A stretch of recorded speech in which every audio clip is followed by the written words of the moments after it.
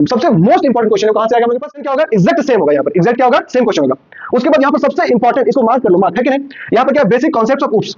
उप्स में इनहेरिटेंस क्या होता है, इनहेरिटेंस का सिंपल सा मतलब ये है कि अगर कोई प्रोग्राम है, उस प्रोग्राम में कुछ ब्लॉक ऑफ कोड है।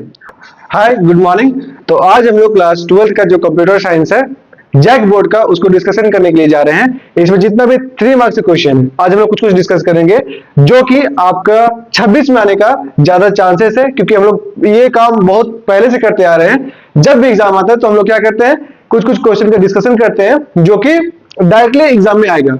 आज भी हम लोग जितना क्वेश्चन को डिस्कस करेंगे वो आपके एग्जाम में डायरेक्ट दिखेगा। तो आज हम लोग जितना क्वेश्चन को डिस्कस करेंगे उसको आप नोट भी करते चलिएगा, ठीक है। तो चलिए शुरू करते हैं। तो यहाँ पर क्या है, जैसे आज जितना भी 3 मार्क्स का इंपॉर्टेंट क्वेश्चन है उसको हम शुरू करते हैं, ठीक है। तो यहाँ पर पहला स्लाइड हम लोग के पास क्या है, पहला क्वेश्चन क्या है हम लोग के पास, इनहेरिटेंस। इनहेरिटेंस क्या होता है, ये क्वेश्चन बहुत इंपॉर्टेंट है, हमेशा आता है, ऑल्टरनेट ईयर में आता है, ठीक है। जैसे इनहेरिटेंस हो गया, पॉलीमॉर्फिज्म हो गया। तो यहाँ पर क्या था, व्हाट इज द के-मैप, उसके बाद क्या है, कॉल बाय वैल्यू और कॉल बाय रेफरेंस में क्या डिफरेंस होता है, ये हर ऑल्टरनेट आपके पास आएगा, ठीक है। ये 23 में आया था, 24 में फिर नहीं आया, फिर 25 में, फिर 26 में, अब इसके चांसेस क्या बहुत ज्यादा है, ठीक है। उसके बाद ये आउटपुट वाला क्वेश्चन, ऐसा क्वेश्चन तो आपको हर एक एग्जाम में दिखेगा, ठीक है। ये आउटपुट, जब हम लोग ये जो आउटपुट वाला है ये 2019 का क्वेश्चन है, ठीक है, 2019 का, बात समझ में आ रहा है। और ऐसा क्वेश्चन क्या है कि हर एक अल्टरनेट में आता है। तो 29 में आया, फिर कब नहीं आया, 2020 में नहीं आया। आगे अब जो तुम्हारा 2026 का जो एग्जाम होने वाला है, इसमें इसका आने का चांसेस क्या है, बहुत ज्यादा है। यहां पर क्या है कि जो वैल्यूज है वो वैल्यू को चेंज करके दे सकता है, बट क्वेश्चन क्या होगा, एग्जैक्ट सेम होगा। यहाँ पर एग्जैक्ट क्या होगा, सेम क्वेश्चन होगा। उसके बाद यहां पर सबसे इंपॉर्टेंट, इसको मार्क कर लो, मार्क है कि नहीं, यहां पर क्या, बेसिक कॉन्सेप्ट्स ऑफ उप्स। उप्स में क्या होता है, जैसे यहां पर क्या, डेटा एनकैप्सुलेशन हो गया, पॉलीमॉर्फिज्म हो गया। तो इस तरह के जितना कॉन्सेप्ट है ये सब आपके आने का चांसेस क्या है, बहुत ज्यादा है 2026 में, ठीक है। उसके बाद नेक्स्ट टॉपिक देखो, यहां पर नेक्स्ट क्वेश्चन, यहां पर क्या है, यहां पर उप्स क्या है, उप्स का 5 कॉन्सेप्ट क्या है, वही पॉलीमॉर्फिज्म हो गया, एब्स्ट्रैक्शन हो गया, इनकैप्सुलेशन हो गया।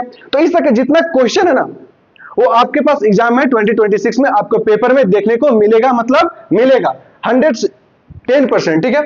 उसके बाद यहां पर क्या है, सेम चैप्टर से ये जो कॉन्सेप्ट बनता है यहाँ पे उप्स और ओओपी, यहां से भी क्या होता है, क्वेश्चन आता ही है। इनफैक्ट हमको लग रहा है कि ये आने के इसके चांसेस बहुत ज्यादा है, इसका चांसेस बहुत ज्यादा है, ठीक है। इसको भी मार्क कर लो। ये दोनों के बीच में डिफरेंस क्या होता है, ठीक है, ये दोनों काम कैसे करता है, तो ये सब चीज को हम लोग क्या करेंगे, आगे डिस्कस करते हैं। उसके बाद क्या है, डेटा एब्स्ट्रैक्शन क्या होता है। डेटा एब्स्ट्रैक्शन पिछले साल ये आ चुका है, लेकिन फिर से ये आएगा, क्योंकि ये हर साल, अगर मान लो इसका पैटर्न कैसा होता है कि मान लो इस ईयर आ गया तो फिर से नेक्स्ट ईयर आएगा, उसके बाद फिर एक ईयर गैप करके देता है। तो ये जैसे डेटा एब्स्ट्रैक्शन हो गया, इसका आने का चांसेस बहुत ज्यादा है। उसके बाद पॉलीमॉर्फिज्म हो गया। यहां पर इस तरह का जितना भी क्वेश्चन है वो आपके पास देखने को मिलेगा 2026 में, तो हम लोग इसको डिस्कस करेंगे। जैसे यहां पर देखो आउटपुट वाला क्वेश्चन, कौन सा था, आउटपुट। ये आउटपुट में बहुत सिंपल सा क्वेश्चन है, यहां पर आपको ये देखने को मिलेगा। इसको बनाते कैसे हैं, सिंपल सा बात है, देखो यहां पर क्या फोर लूप है ना, यहां पर क्या हम लोग के पास फोर लूप है, और एक सिंपल सा है, एक देखो कैसे बनाते हैं, ठीक है।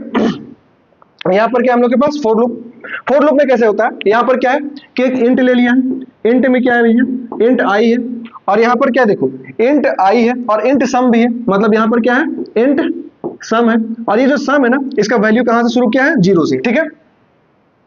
उसके बाद ये फोर लूप है, क्या यहाँ पे फोर लूप, और फोर लूप को कहां से लेके गया, सो समझो कहां से गया, i इक्वल्स टू 11 से शुरू किया है।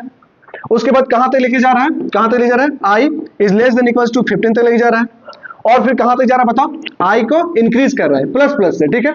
इस तरह के आउटपुट के क्वेश्चन को देखना। अब यहां पर क्या है कि ये जो i है, समझिएगा i क्या है कि i का वैल्यू कहां से शुरू किया, 11 से शुरू किया, जाएगा कहां तक, 15 तक जाएगा, मतलब कौन कौन सा बताओ, 12 होगा, 13 होगा, और कौन सा होगा, 15 होगा, क्योंकि यहाँ पर इक्वल टू का भी साइन है, ठीक है। तो 15 को भी इंक्लूड करेंगे, ये बात समझ में आ रहा है। उसके बाद क्या हम लोग के पास सम, क्या हम लोग के पास सम, और सम को कहां से शुरू किया, सो समझो देखो यहाँ पर क्या हम लोग के पास सम कहां से शुरू हुआ, 0 से, ठीक है। और यहाँ पर हम लोग को ऑपरेट क्या करना है, देखिएगा सम इक्वल्स टू क्या है, सम इक्वल्स टू क्या है, सो समझो सम इक्वल्स टू क्या है, सम इक्वल्स टू क्या है, सम प्लस आई, बात समझ में आ रहा। आउटपुट निकालिए कैसे निकलेगा, ठीक है। तो सड़क से चलिए, फर्स्ट में जब फर्स्ट इटरेशन होगा तो i का वैल्यू कितना है, समझो i का वैल्यू कितना है, i का वैल्यू कितना है, 11 है, और सम कितना है, 0 है। तो इसका आउटपुट क्या आएगा, सो समझो आउटपुट क्या आएगा, यहाँ पे आउटपुट क्या आएगा कि जैसे सम है यहाँ पे, क्या है, सम। तो सम इक्वल्स टू क्या आएगा सर, तो 11 आएगा, क्योंकि i का वैल्यू कहां शुरू हो रहा है, 11 शुरू हो रहा है, और सम इक्वल कितना है, 0 है, तो इक्वल्स टू कितना हो जाएगा, 11। अब देखो ये जो सम नाम का वेरिएबल उसमें कितना स्टोर हो गया, 11 हो गया। तो मतलब यहां पर क्या है समझिएगा, ये जो सम है, क्या यहाँ पे सम, तो ये जो सम है, सम का वैल्यू कितना हो गया, 11 हो गया इसके अंदर। फिर नेक्स्ट जब चलेगा तो देखो यहाँ पर i का वैल्यू पे क्या होगा, इंक्रीज होगा जैसे जाएगा, क्योंकि i इक्वल टू ऐसे प्लस प्लस हो रहा है हमेशा इक्वल। तो यहाँ पर क्या हो जाएगा, फिर से सम प्लस 12 हो जाएगा। तो 11 प्लस 12 कितना होता है, 23 होता है। तो आउटपुट लिखते चलेगा, ठीक है, यहाँ पर क्या है, आउटपुट है, चलो लिख देते हैं, ये क्या है, आउटपुट। तो पहले क्या आ गया हम लोग के पास, 11 आएगा, फिर क्या आएगा, 23 आएगा। अब देखिए सम का वैल्यू कितना हो गया, 23, लेकिन अब देखो अब इसका वैल्यू कितना हो गया, 23। तो फिर 23 में क्या ऐड करेंगे, अब 13 करेंगे, ठीक है, ऐड कीजिए, कितना हो जाएगा, 6, और कितना होगा, 3, मतलब आंसर कितना होगा, 36 होगा। अब सम का वैल्यू कितना आ गया, अब देखो अब सम का वैल्यू कितना हो गया, सम का वैल्यू कितना हो गया, सम का वैल्यू हो गया 36, ठीक है। ये जो 36 है, ये जो 36 है, अब यहाँ पर क्या होगा, ये 36 में क्या ऐड करेंगे, अभी कितना कहते हैं, 13 कहते हैं, अब इसका वैल्यू कितना हो गया, 14 हो जाएगा। तो वैल्यू कितना हो गया इसका, 14। तो ऐड कीजिए, 6 प्लस 4 कितना हो गया, 10, 0 बचा, यहाँ से 4 और यहाँ पर क्या हुआ, 5। बात में आ रहा है, क्या ऐड सही किए हैं, ठीक है। यहाँ पर तो कितना हो गया, 50 हो गया। अब यहाँ पर क्या होगा, फिर से ये जो सम है इसका वैल्यू कितना हो गया, 50।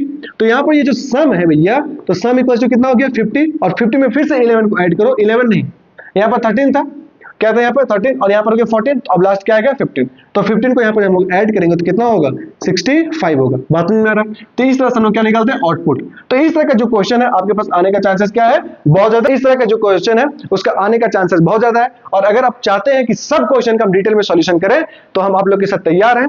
तो आप हमारे चैनल को जरूर विजिट करें, है ना। उसके बाद इस तरह के जितना भी क्वेश्चन है सबको हम इन डेप्थ डिस्कस करेंगे, और जितना भी 5 मार्क्स का क्वेश्चन है उसको हम डिस्कस करने वाले हैं, है ना। और आगे जैक बोर्ड में जितना भी कॉन्सेप्ट आपके पास आएगा, चाहे कॉन्सेप्ट हो, चाहे 2 नंबर का हो, 1 नंबर का हो, 5 नंबर का हो, जितना भी क्वेश्चन है सब आप लोगों के साथ क्या करेंगे, डिस्कस करेंगे। एक बार चैनल को जरूर विजिट करें। Thank you.